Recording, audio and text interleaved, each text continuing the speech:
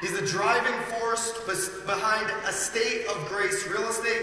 He leads his team to an average of 100 sales per year.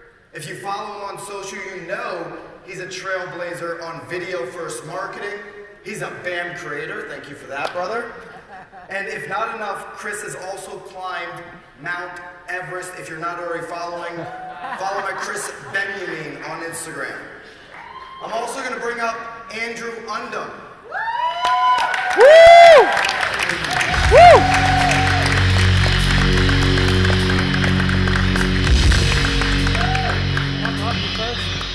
Andrew's Instagram profile says he's fluent in real estate. He's got the stats to back it up, having sold over $1 billion in real estate by age 35.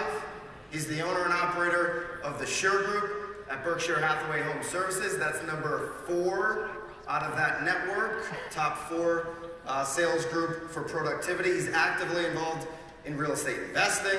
He hosts the Andrew Undem podcast. He also just launched an epic training program. You can follow him at Undem on Instagram. Boys, let's go. Thank you, Byron. Karina was supposed to be with us. She's not here. I don't know if she's on the slide. She's got 140 units. Her flight didn't make it, but I'm confident that we're going to be able to share what we need to share. So I want to start. We're going to talk about 2 things. Agent collaboration. How to not have a stigma that might be attached to other brands in our industry when we're looking to attract great people into this room. All right, so we're going to start with that and get real on that conversation. We're also going to talk about listing attraction. Without revenue, we can't get rev share. And I know that relates with everybody here. Let's start with the collaboration. You guys have done a great job growing this brand. I love what you're doing here. I tell Tim Macy all the time when he's always asking me, why aren't you here? I've got to be broker agnostic with BAM. But this is a place I certainly would love to be, and I'm honored to be here. Yeah!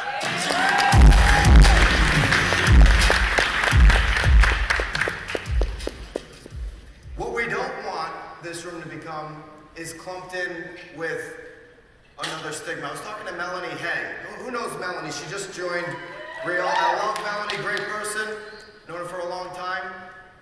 Melanie, when I shared with her what we were going to talk about, she said to me, it's like we need to be looking in the mirror.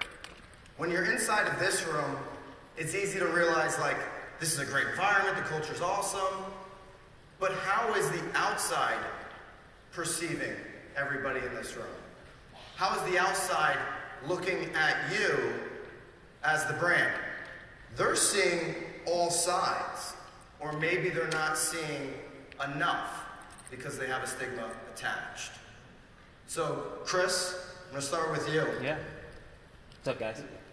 Krys Benyamein. When you're and listen, I hate panels, so I'm gonna pick everything apart. I absolutely hate panels because sometimes it's just a bunch of pontification. We're not going to do that. No bullshit. Panels are tough. I'm going to push you guys on this. When you think about the real agent from the real brokerage, is there a stigma attached? Is there hesitancy that you're going to get attracted, a turn and burn, meaning if you don't want to be in their downline, they're going to turn the corner on you, or do you have a different experience? What's your experience right now with real agents? So, what's up? I'm Krys. Thank you for having me. I've had a wonderful experience with real agents, and when we decided to talk about this for the panel, it put me in a position because I want to support everybody and have you guys grow from it. But my personal experience has been overwhelmingly positive. I've only felt sold a few times, but overall, I really think the agents have taken an investment with me personally. I think my relationship is only with a small handful, and that small handful happens to be really successful, and I think their success is probably attributed to never really selling. I think the same rules apply to recruitment as they do to when you're prospecting or you're dealing with somebody at the grocery store or the gym. As soon as they can feel your intentions might be alternative to whatever they're talking to you about, you've lost them. That hasn't been my experience with many of you guys. I hope it stays that way. What's your experience, Andrew? When it comes to recruiting, recruiting and retention is a big term for anybody. So I'm with Berkshire Hathaway. We typically don't recruit a lot. We just go buy things. We just buy everything. They bought me. I was at Remax. We got acquired. Now we're at Berkshire Hathaway. But recruiting and retention are two of the most overused terms in our entire industry. The only one who uses recruiting more than real estate agents is the military, God bless them. And the only people who talk about retention more than us is the prisons. We got to think of some better words. Now, I haven't experienced this at Real. My only experience with Real is with Sharon. And by the way, who was at his listing presentation, $1 billion blueprint yesterday? Unbelievable, right? That text, hey, you think Sharon would tell me this for $25K? That was me. And Sharon will confirm this. I saw him give a similar presentation in 2015. This is way before Real existed. I heard him, I said, I want that. And if he was at Real at the time, I would have signed up that day on the spot for that. I did wire him 25 grand that night. He coached me for a year, and it was the best money I ever spent. So I just want to get this message out there. Don't sleep on that because it's free for you. I've memorized every single one of those turns of phrases. These are power players and contracts. You guys got to know that stuff. And that's a great tool to recruit. But we got to get away from recruiting and retention and more into selection and development. You need to select the right people and develop them. Half these people who want to join your downline, you don't even want them. You don't want people who are talking about work-life balance and getting into real estate. You want people like us, not a lot of balance. You want winners.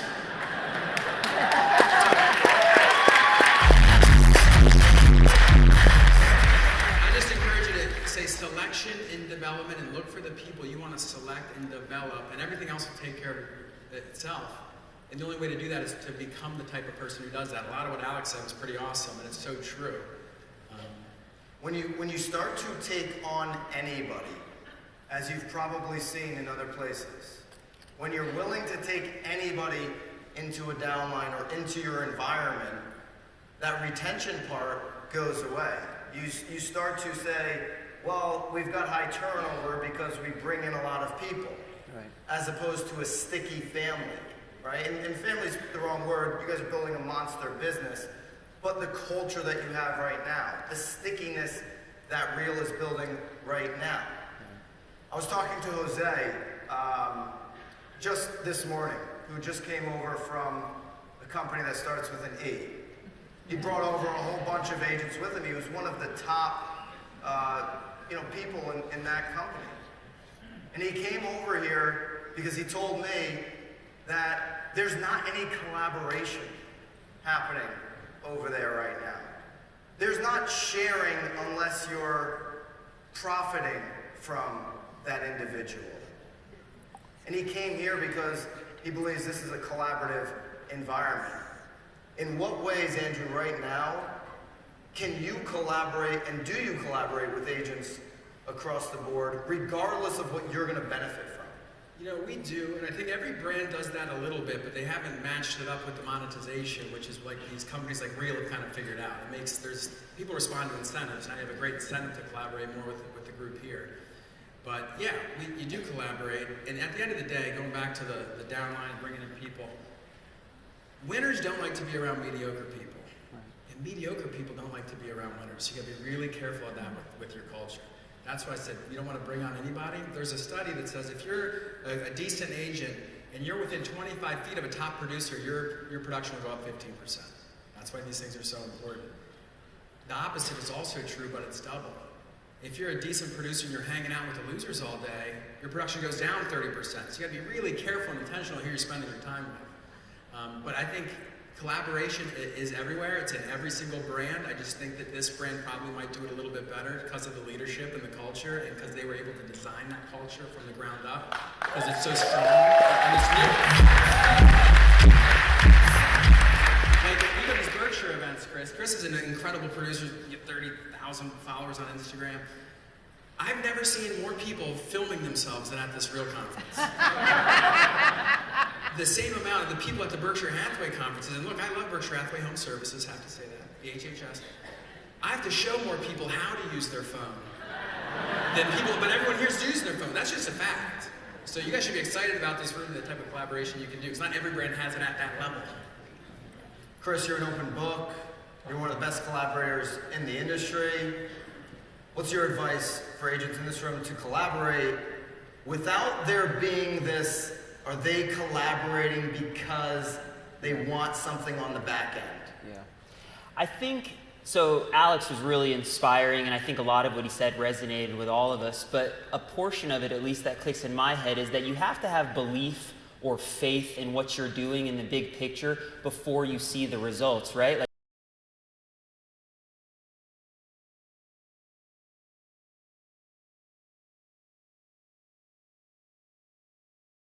multiple years after you've met this person. And I think collaboration in our industry is the same way. When you can pour into one another from a place of really wanting to support each other without the intention of saying, man, they're going to send me a referral, like I know this is coming, or they're going to bring me on to this, is really when I feel like the universe and the world begins opening doors. And I don't think that's like easy to say when you feel like you're struggling. I don't think that's easy when you feel like nobody is giving you love. But that consistency, that undeniable showing up is what you lean on. And God, the universe, whatever you believe in, gives you bones when you need them. You know what I'm saying? I was doing a role play with a handful of agents every Tuesday and Thursday that were not in my market. And the reason why I was doing it is because I spoke at a Tom Ferry. I did a webinar, and I said on the webinar, if anybody wants a role play, hit me up. And I didn't have a role play organized. And I got all these DMs. I'm like, fuck. I guess we should start role playing. And I role played with these people for like 9 months consistently, Tuesday and Thursday, and it was incredibly difficult for me to like get going at that time to be with them. A year later, super sweet guy, Chase, he's from Northern California, the Barrett team, calls me yesterday with 2 referrals. 2 referrals. One in Ladera Ranch, one in LA, and one here in San Diego. I spent every Tuesday and Thursday with Chase for 9 months, like just helping him pick up the phone, not ever expecting anything.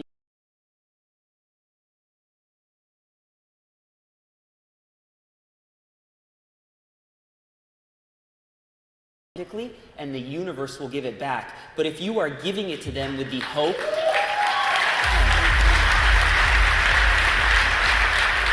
if you give it to them with the hope that it's coming back, God, the universe knows already, right? And it won't. So just give it to them sincerely. It makes you better, and it will come back full circle. Hey, I have a counterpoint to that. See, I wouldn't do that. Say this is a good thing.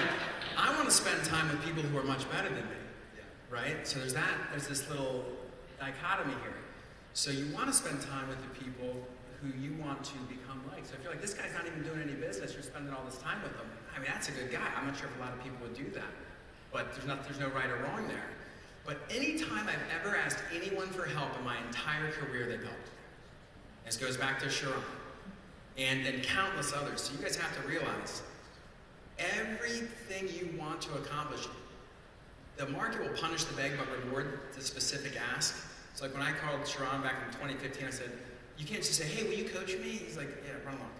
I said, hey, I want you to go over exactly what your listing presentation was from Tell Us in the Black Book, how you did the frame, how you do the show flow, demo, all that stuff. If you specifically ask people for certain things, you will get what you want. But I'd encourage you to spend time with the people you want to be like, not spend all your time trying to help other people along.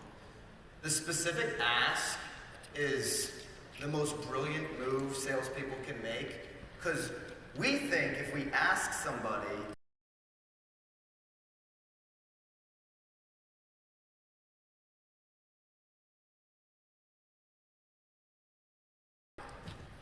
so ask people more things explicitly. I love what Ben Kenny shared with all of us yesterday with his talk with Tamir. It was outstanding. And one thing he said is, you always need to be recruiting. And I'm paraphrasing, right? I know we use the word attraction in this room. But you need to be attracting great talent into your team and your organization. Always. That's how you grow. Don't disguise that ever. Be out front with it. I'd love for you to be a part of what I'm doing. But here's everything I'm offering, whether you're coming with me or not.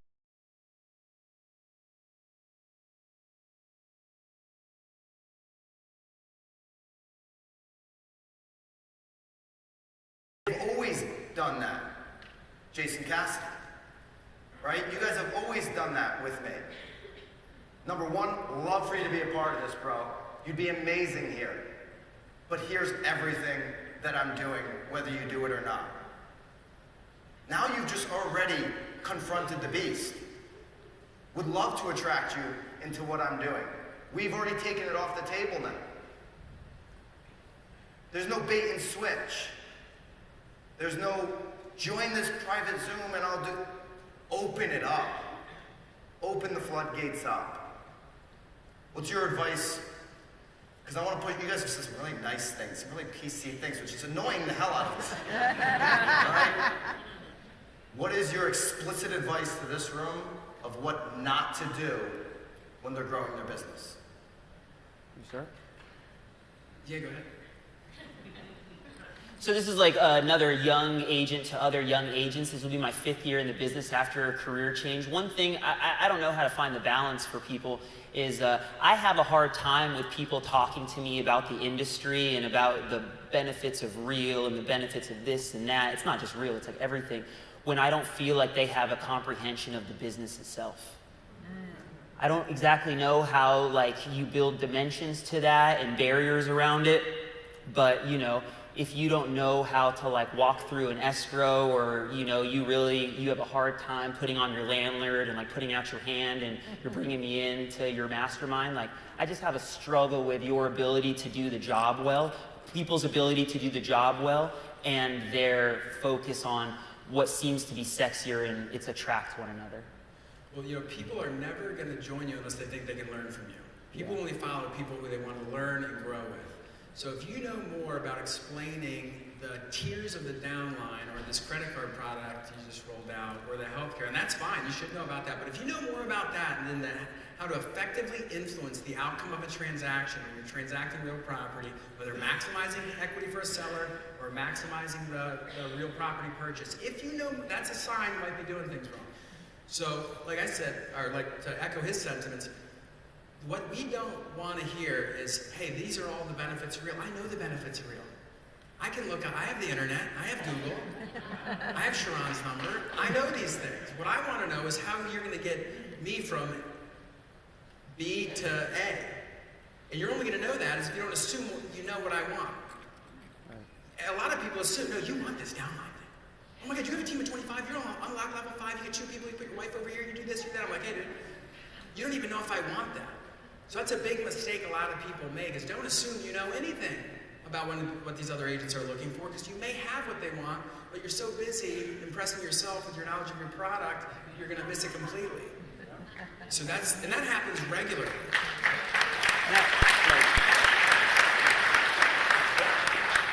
Only 11% of this room, of this company, shares in revenue.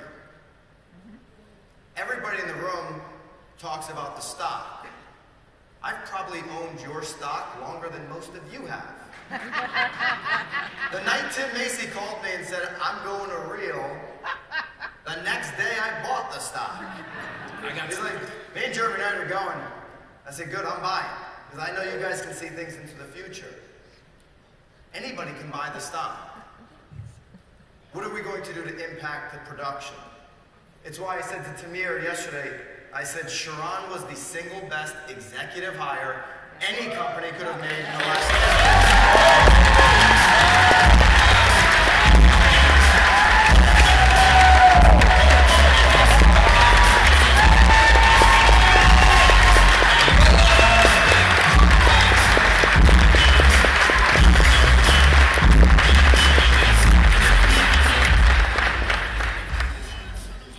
Nobody knows this business better. Nobody knows how to take a B, a great B, and turn them into an A better than Sharon. And we're going to share some things with you guys.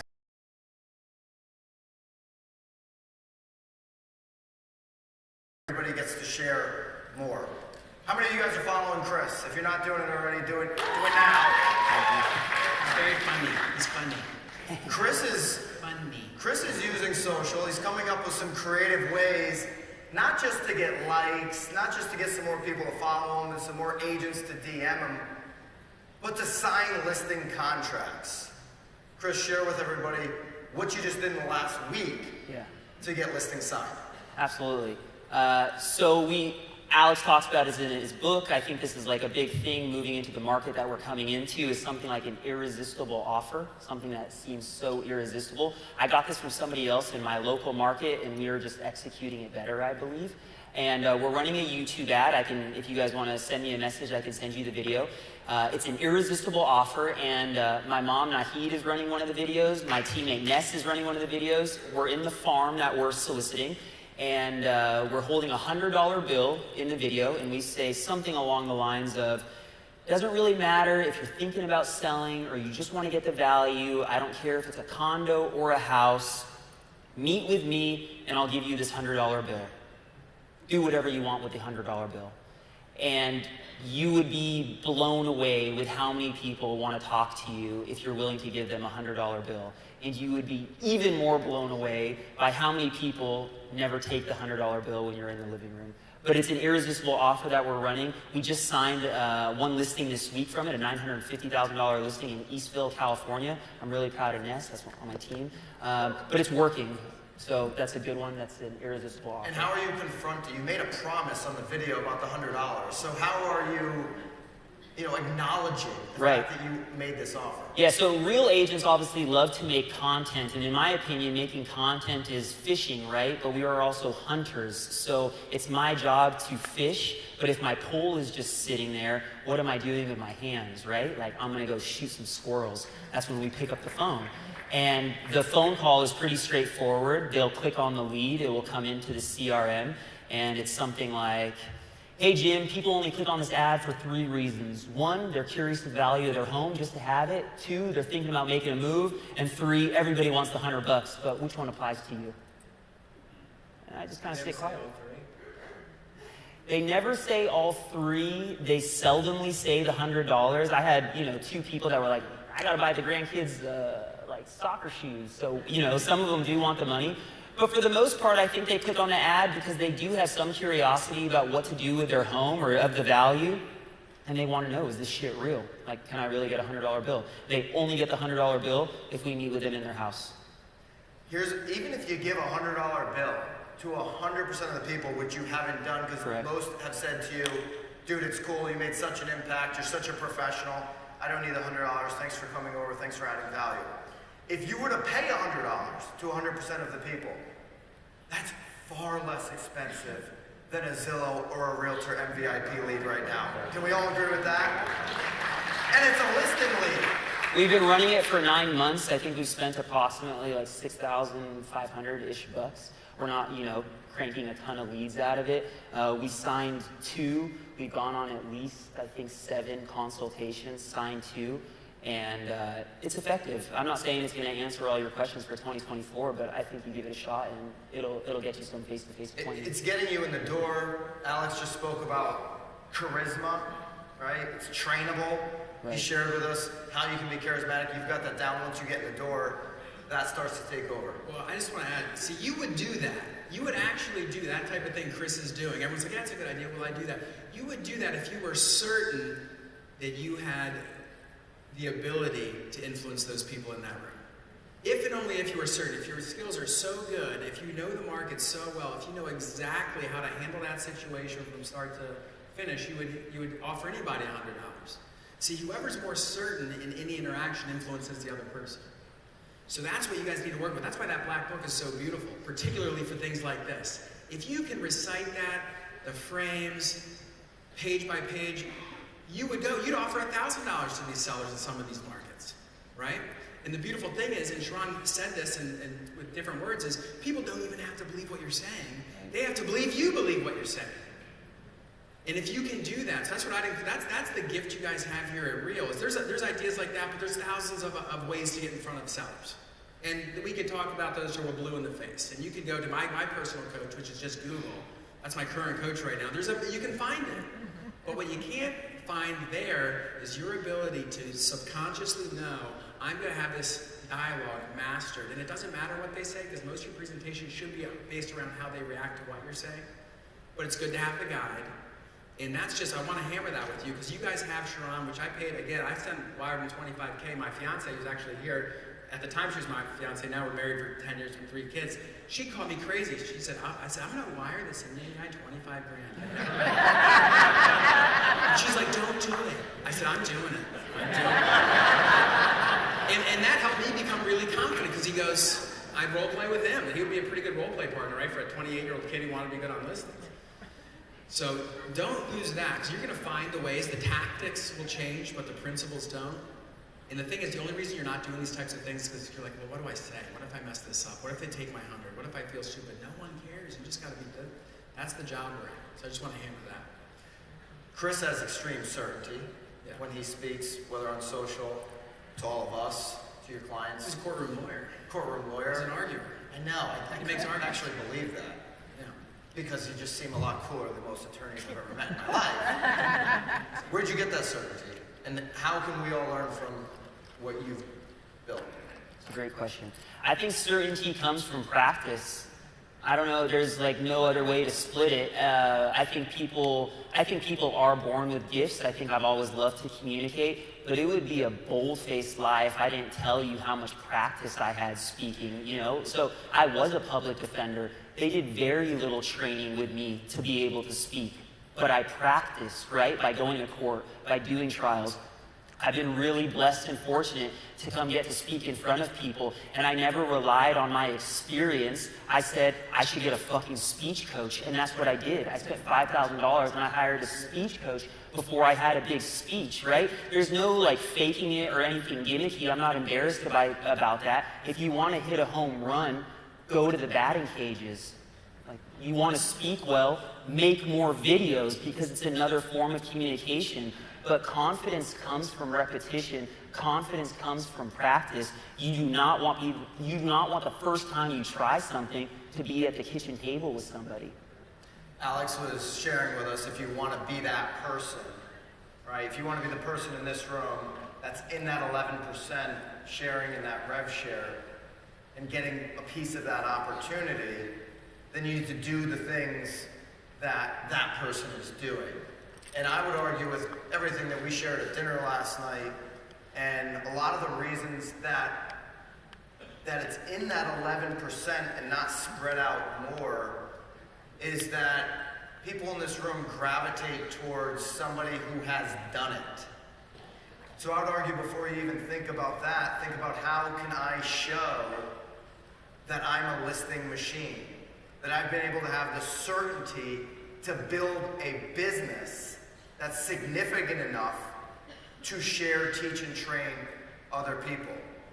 Because then they will want to follow you. If you've done it, like Alex said, if you can show the numbers, if you have the proof, everything else will be a lot easier. You're not playing from behind.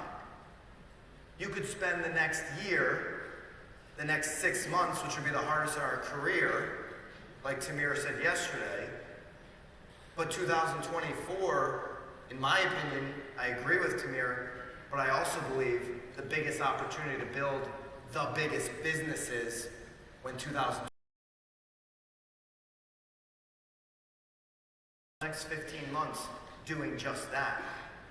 Building the biggest business in the hardest market and have the best story to tell in 2025, and you could out-attract in that 1 year alone than you will over the next 15 months trying to be good at everything. Andrew. It's like, and Alex said this, it's a Gata quote, in order to do, you first must be. Alex was saying all these types of things. Production will trump everything. Right. We are, and that's just, it is what it is. That's just my opinion on it. Because that's the proof, that's the social proof there. And we're getting agents come into our team. I'm talking once or twice a week, someone says, hey, are you taking on more people? Andrew. It's like, and Alex said this, it's a Gata quote, in order to do, you first must be. Alex was saying all these types of things. Production will trump everything. We are, and that's just, it is what it is. That's just my opinion on it. Because that's the proof, that's the social proof there. And we're getting agents come into our team. I'm talking once or twice a week, someone says, hey, are you taking on more people? Local board or wherever you're at, and say, this is the type of things we do here. And we actually do it every Tuesday on our thing. you would attract like crazy, but only if you can do it. You can't just show Sean doing it, you have to do it. And be as proficient with the buyer, as proficient with other key things. I'd encourage everybody to get involved with new home construction. 1/3 of all the listings right now are home builders. I came from that world. Unbelievable opportunity. If you can start taking buildings, increase my production. People want, but again, I'd caution you, maybe they don't, so you gotta ask them questions. And that can reflect in what you're sharing online as well. And Krys, you and I were talking about this, where a lot of us, this is probably the best brokerage for creating content. Yep. Can we all No agree doubt on about that? that. You guys have that channel. I think Andrew said he's never seen more cameras. So everyone's got a camera. Everyone's got a videographer. These people aren't even influencers. They got cameras. I don't have a camera. Katie's like, welcome to real. Welcome to real, bro. I was like, Katie, why did this guy get in filmed? But there is a little bit of a contagion going across the industry where everybody wants to be an influencer. Everybody wants to join some speaker who-be-do thing. I don't even know what it means. There's like 2 speakers in real estate that get a significant fee. You can give that dream up, unless you're going to be one of 2. All right?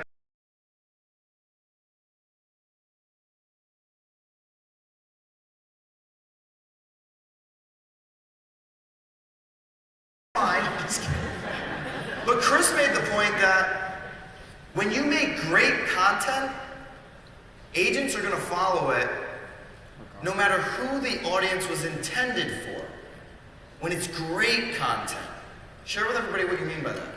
Yeah, so I've definitely been guilty of this, and I think there's a way to speed up the process. So this is probably, I think this is going into my 5th year going into my 5th year in the business, 4th year into consistent content creation. When I say consistent, it's my 4th year of posting just about every single day beyond I think I was posting even when I had the baby. I just wasn't posting on ever. So almost every single day. This was the height of COVID. I think a lot of us, who was in the industry during COVID? It really didn't matter what kind of content we were putting out because the market was so crazy, right? I think most of the videos a lot of us were making didn't even have a house in it because it just didn't matter, right? They were coming to us when you said you were an agent. And I think, I'll speak just to myself, I fall victim of it early on because I was like, look at the love and attention and satisfaction I'm getting. But it took me a second to realize that was coming regardless, right? So now this is the 5th year. I think I was going over the numbers with Byron, 17% of our listings of our business were actually from agent-to-agent referrals, many of them real agents, which I'm really grateful for. But could I have done more production if I would have just focused on my community, if I would have just focused on my ecosystem, my tribe, my village? Because the reality is the agents love whatever you're gonna do because you're all looking for inspiration from one another, right? So it doesn't matter if I talk about my local park or if I talk about the benefits of using some real estate product because the agents wanna watch you regardless. So I think now especially that we need to focus on the transaction and it's really important to be in front of real estate. That's what we're doing. I think now the pivot is much stronger into consumer-facing content because this group is watching it regardless. And I don't mean watching us, I mean watching one another, right? So take that and run with it because your homies, your real family is your family regardless what you're putting out there, right? So leverage it, make the video about the park, and then they're still gonna say, hey, can you tell me more about the brokerage? I was saying to my wife the other day, I was showing her on Instagram, who knows Paige Steckling from Utah? Right? I'm like, we've never been to Utah, but maybe we should just move there. Look at how beautiful this place looks.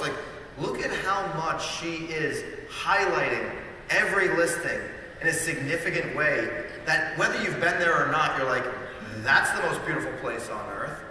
And if you know who she is, then you know how big of a following she has on Instagram and how many of those followers are real estate agents who are certainly sending her referrals, asking her for tips, collaborating with her, all the things that we want.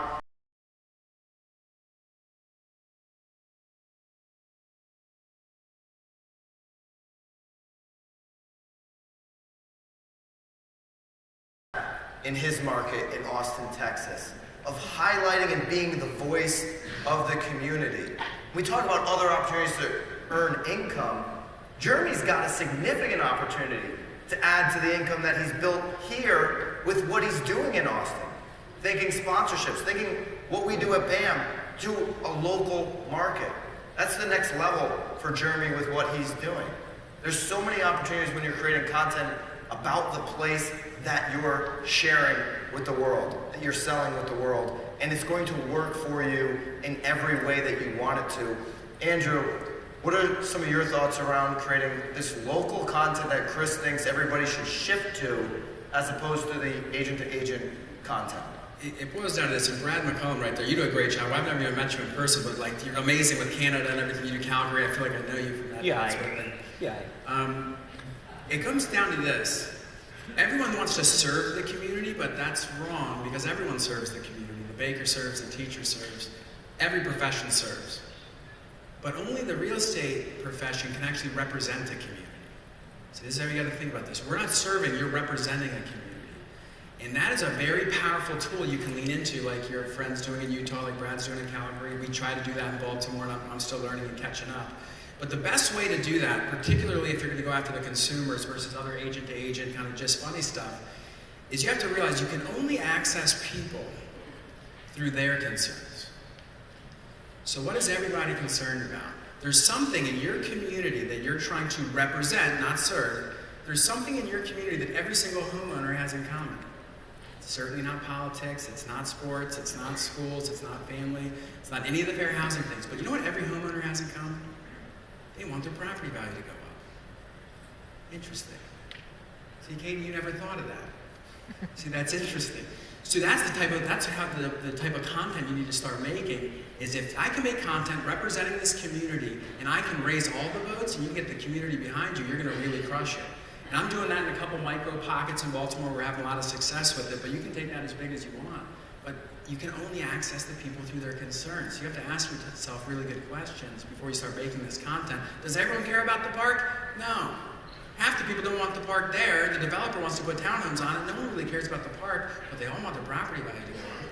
So I just encourage you to start thinking about that when you're making these types of content. You have to access people through their concerns and find the macro ideas that target large swaths of the population. So you gotta go, everyone's so micro market, and that's good, hyper-local, but you can take a micro concept and put a macro over it, and that's where that content's really gonna roll.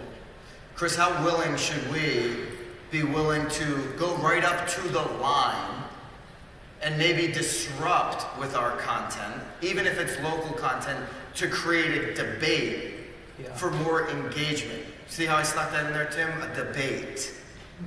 Tim knows what I'm talking about. We're going to get up a nice real debate on the BAM stage at some point. But when we're talking about local content, how do we create a debate and an energy around it so that it drives comments and engagement?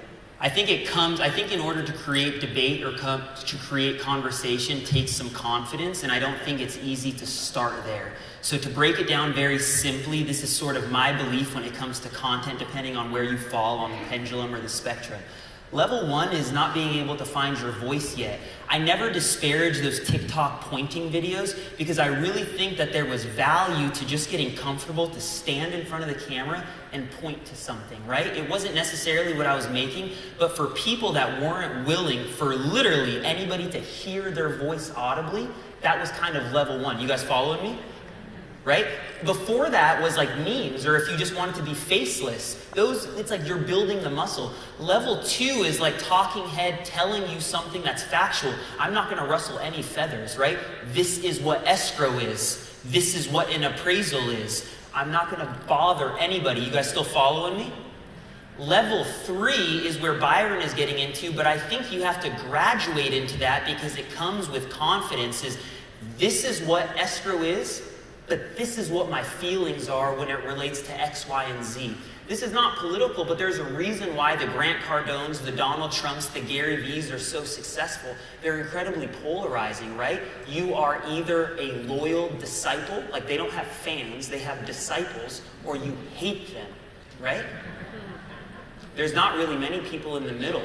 That is what we are aspiring towards, but you cannot turn on Byron's channel and say, I'm going to be Byron. Like, even me, like, I'm not really at that level where I feel like I'm comfortable enough to stir the pot to the extent that others are, because I'm still growing into it, right? Like, I'm never here to win the internet. I'm here to win my life. I'm here to win this career over the course of my life. And, you know, I just think it takes time. That is so beautifully said. That's a great, right?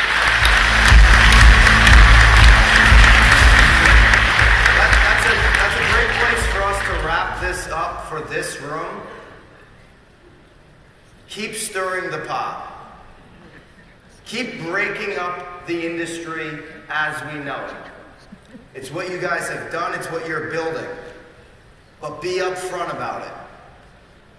Let people know what mission you are on. You don't need to do it behind private closed Zooms. Do it out front in the open. You're building something special, protect the culture, keep driving the industry forward, and thank you for having us here.